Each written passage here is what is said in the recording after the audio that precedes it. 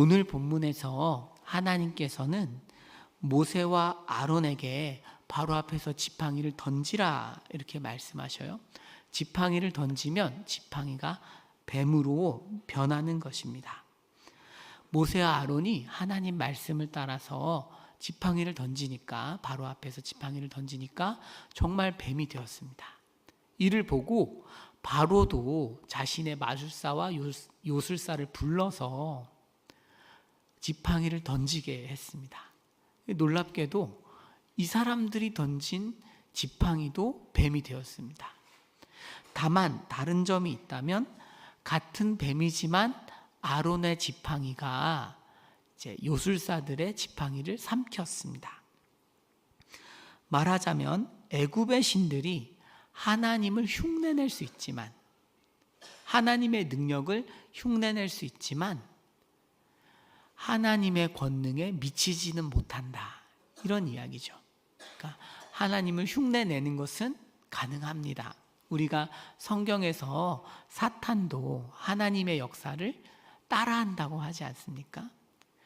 그래서 가능하지만 하나님의 권능에 미치지 못합니다. 이것만 보아도 사실은 바로가 마음을 돌이킬 법도 하지 않을까요? 저는 그런 생각을 했습니다. 왜냐하면 바로는 어차피 많은 신들을 섬기잖아요. 무슨 의리가 있고 충성이 있고 이런 것이 아닙니다, 사실. 그러니까 뭐 여호와를 자기가 꼭 섬겨야 되는 것도 아니고 그냥 보내주는 거라면 가능할 것도 같은데, 바로는 13절에서 다음처럼 반응합니다. 그러나 바로의 마음이 완악하였다. 그죠? 오늘 본문부터 이어지는 10개의 재앙이 있습니다. 오늘 본문을 포함해서 11개의 기적이 나오는데요. 이 기적들의 끝은 늘 바로의 마음입니다. 바로의 마음이 성경의 주된 관심사라고 할 수 있어요. 문제는 뭐냐 하면, 이 문제가 이해하기 어렵다는 것입니다. 출애굽기 4장에서 하나님께서는 모세에게 다음처럼 약속을 하셨어요. 하반절에 보시면 그러나 내가 그의 마음을 완악하게 할 것이다, 듣지 않을 것이다, 이렇게 말씀을 하셔요. 그렇다면 바로에게는 아무 책임이 없는 것이 아닌가? 하나님께서 마음을 완악하게 하신다면 바로 입장에서는 거절할 수 없는 것인데, 바로의 마음이 완악하고 하나님 말씀을 듣지 않았다고 하여서 하나님이 바로를 심판하시는 것이 옳은가 하는 그런 어려운 문제가 제기되는 것입니다. 앞으로 저희가 이 주제를 계속 살펴볼 것이기 때문에 이 주제를 조금만 전체적으로 정리를 해보려고 합니다.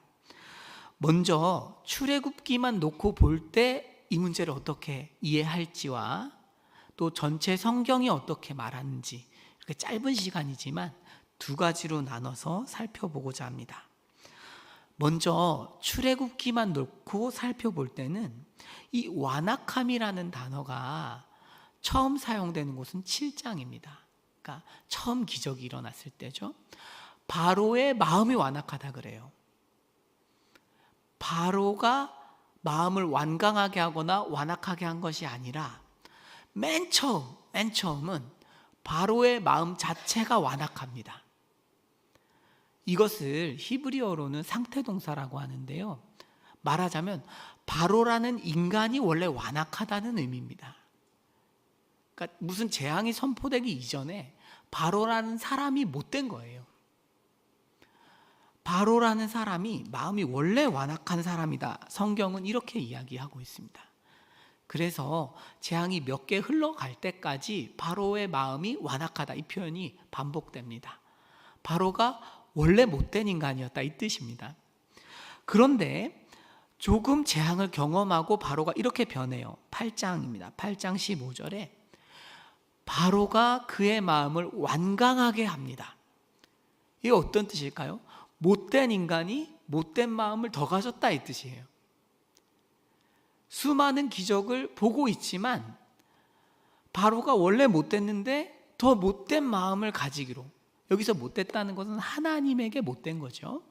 하나님의 말씀에 순종하지 않겠다고 작정을 한 것입니다.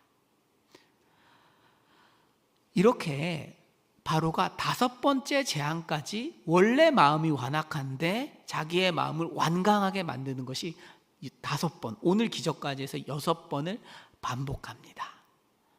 그런 이후에 하나님께서 6번째 재앙부터 그의 마음을 완악하게 만드시기 시작합니다. 말하자면 성경은 하나님께서 처음부터 바로의 마음을 완악하게 만드신 것이 아니라, 바로가 원래 마음이 완악했고 수많은 기회들을 놓쳤고 파멸로 가고 있는 중에 하나님께서 본격적으로 바로의 마음을 주관하셨다라고 이야기하고 있습니다. 바로는 자신의 선택으로 악을 반복적으로 택했고 그 결과 심판당한 것이죠. 이것이 출애굽기가 이야기하는 바로가 심판당한 이유입니다. 말하자면 하나님께 바로에 대한 심판에 대한 책임을 묻는 것은 옳지 않다라는 것입니다. 그렇다면 전체 성경은 어떻게 이 사건을 해석하고 있을까요? 가장 유명한 것이 로마서 9장입니다. 로마서 9장. 로마서 9장 14절부터 17절까지 바울은 어떤 이야기를 하는가 하면 15절에서 내가 긍휼히 여길 자를 긍휼히 여기겠다 이렇게 말씀을 하세요. 이것은 이스라엘 백성들이 금송아지를 만들었을 때, 하나님의 언약을 어겼을 때 그들을 용서하시면서 하신 말씀입니다.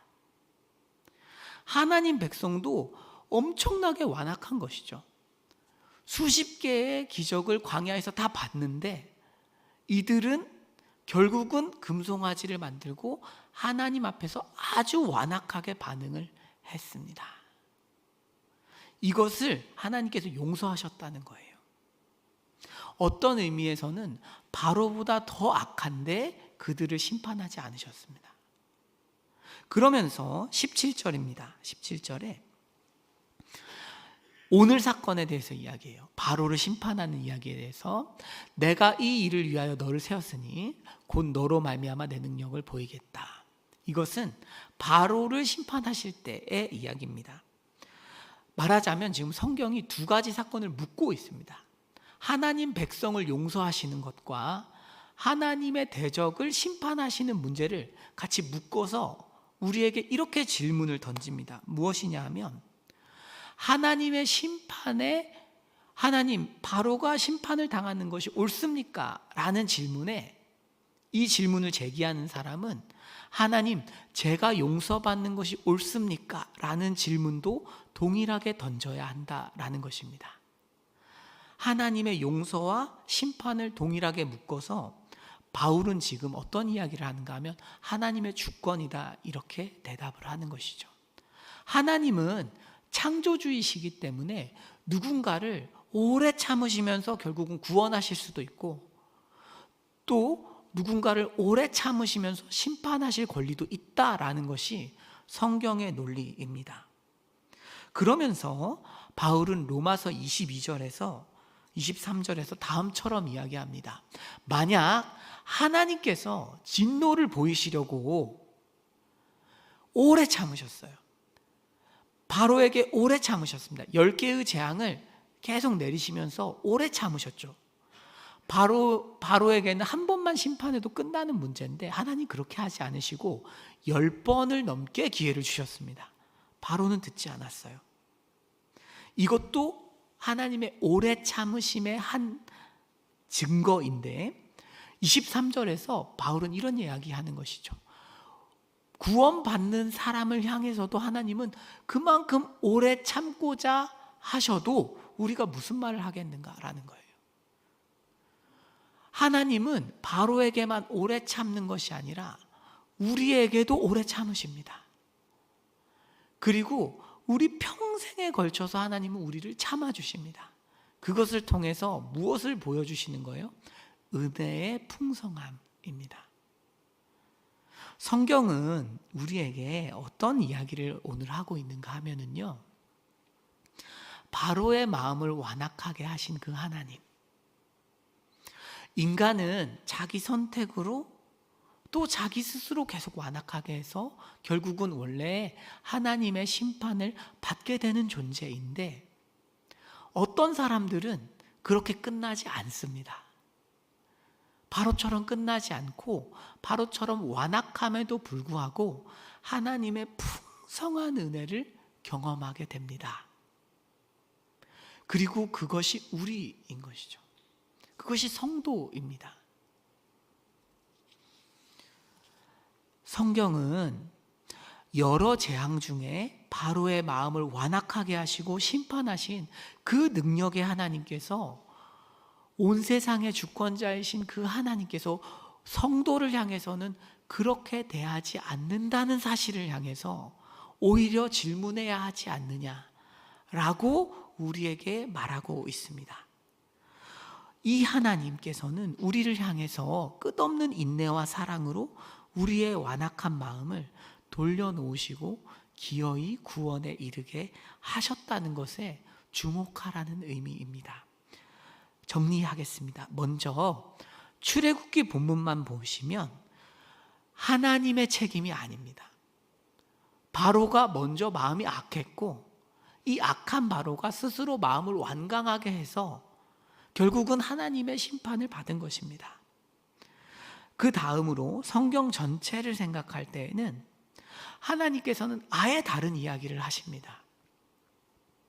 하나님께서는 바로의 마음을 악하게 하실 수 있는 분이고 구원하지 않을 자유가 있는 분이지만, 바로보다 더 악한 나를 십자가에서 구원하신 분이라는 것입니다.